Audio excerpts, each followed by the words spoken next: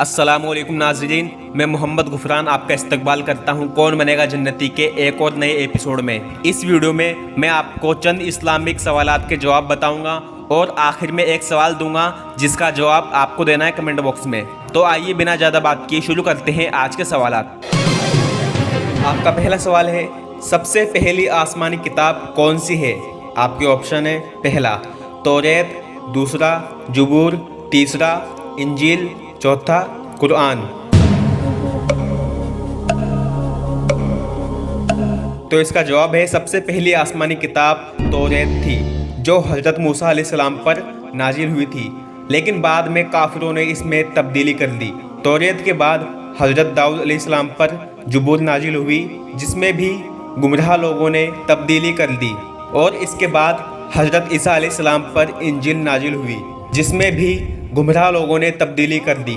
आखिर में हमारे प्यारे आका नबियों के सरदार खातमुन नबीयीन जनाब मुहम्मद रसूलुल्लाह सल्लल्लाहु अलैहि वसल्लम पर अल्लाह ने कुरान मजीद नाजिल किया जिसमें आज तक एक हर्फ की भी तब्दीली ना तो हुई है और ना ही कभी होगी, क्योंकि अल्लाह ने खुद कुरान शरीफ में इरशाद फरमाया है, उलमा की तफसीर है कि हमने इस कुरान को मुहम्मद सल्लल्लाहु अलैहि वसल्लम पर नाजिल किया और बेशक हम इसकी हिफाजत करेंगे। पहले की तीनों किताबों का जिम्मा अल्लाह ने बंदों को दिया था, लेकिन सिर्फ कुरान ही ऐसी आसमानी किताब है जिसकी हिफाजत का जिम्मेदार खुद मेरा अल्लाह है और बेशक वो बेहतरीन हिफाजत करने वाला है। क़यामत तक कुरान ऐसा का ऐसा ही रहेगा। कुरान नाजिल होने के बाद जन्नत में सिर्फ वही इंसान जाएगा जो कुरान में लिखी हुई बातों पर अमल करेगा। अब इसके अलावा किसी दूसरी आसमानी किताब पर अमल करने वाला जन्नत में नहीं जाएगा। अल्लाह हमें कुरान को पढ़कर सही समझने की और अमल करने की तौफीक अता फरमाए, आमीन। आपका दूसरा सवाल है, इनमें से कौन सा दर्जा सबसे बड़ा है? आपके ऑप्शन है, पहला नबी का, दूसरा रसूल का, तीसरा सहाबा का, चौथा उम्मती का।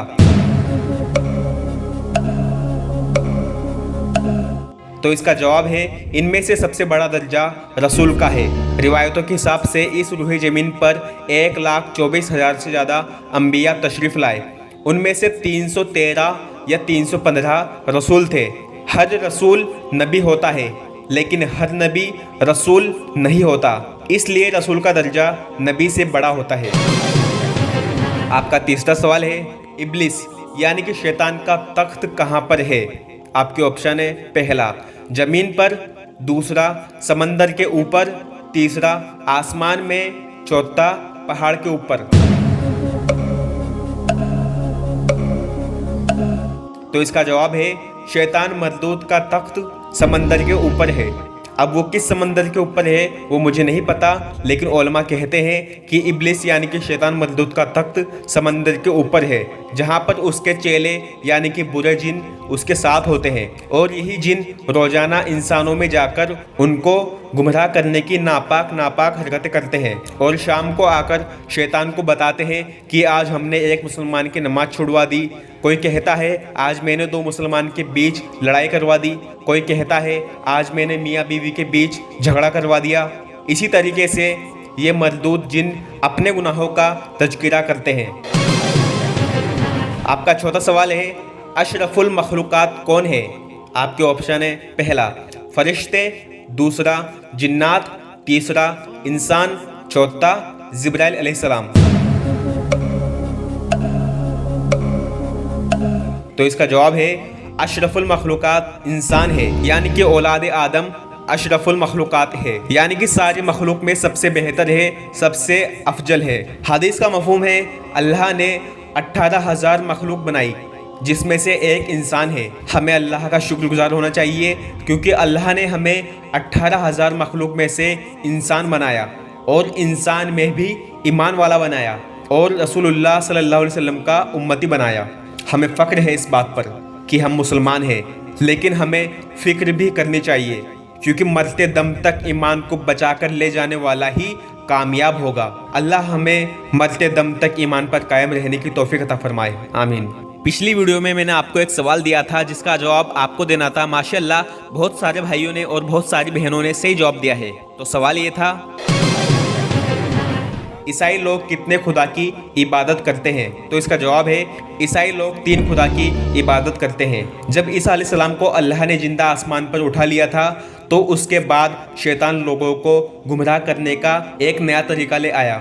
शैतान ने लोगों को कहा कि ईसा अलैहिस्सलाम तो अल्लाह के बेटे हैं और ये तुम्हारे खुदा हैं, नाउजुबिल्लाह। बहुत सारे लोग शैतान के बहकाव में आ गए और ईसा अलैहिस्सलाम को अल्लाह का बेटा समझकर उनकी इबादत करने लग गए। ईसाई लोग 3 खुदा की इबादत करते हैं। पहला ईसा अलैहिस्सलाम की, दूसरा जिब्राइल अलैहिस्सलाम की, तीसरा अल्लाह की। जिब्राइल अलैहिस्सलाम की इसलिए क्योंकि इन्होंने हजरत मरियम के गिरबान में फूंका था जिससे ईसा अलैहिस्सलाम पैदा हुए। ईसाई अल्लाह को तो मानते हैं लेकिन शिर्क करते हैं जिसकी कोई माफ़ी नहीं। अल्लाह सारे गुनाह माफ़ कर देंगे लेकिन शिर्क बिल्कुल भी माफ़ नहीं करेंगे। मैंने एक मौलाना का बयान देखा था जिसमें उन्होंने कहा था कि अगर ईसाई लोग कहते हैं कि ईसा अलैहिस्सलाम बिना बाप के हुए इसलिए वो खुदा के बेटे हैं, तो फिर आदम अलैहिस्सलाम तो उनसे भी बड़े हुए, क्योंकि आदम अलैहिस्सलाम तो बिना बाप के और बिना माँ के पैदा हुए हैं। ईसाई लोग ये बात तो मानते हैं कि आदम अलैहिस्सलाम पहले इंसान थे। ईसा अलैहिस्सलाम बिना बाप के हुए इसलिए वो खुदा के बेटे हैं, नाउजुबिल्लाह। तो फिर आदम अलैहिस्सलाम तो उनसे भी ऊपर हुए। ये बिल्कुल गुमराह लोग हैं जो कहते हैं कि ईसा अलैहिस्सलाम अल्लाह के बेटे हैं। अल्लाह ने साफ साफ कुरान में इरशाद फरमा दिया, जिसकी तफसीर है कि मेरा कोई बेटा नहीं और ना ही मैं किसी का बेटा हूँ। अल्लाह ने तो अपनी कुदरत का एक करिश्मा दिखाया है कि अल्लाह बिना बाप के भी औलाद पैदा कर सकता है, और अल्लाह तो वो है जो बिना माँ के भी औलाद पैदा कर सकता है, जैसा उसने किया हजरत माँ हवा को। और अल्लाह तो वो है जिसने बिना बाप के और बिना माँ के आदम अलैहिस्सलाम को पैदा कर दिया। मेरा अल्लाह तो ऐसी कुदरत रखने वाला है जिसने 4 तरीके से औलाद को पैदा कर दिया।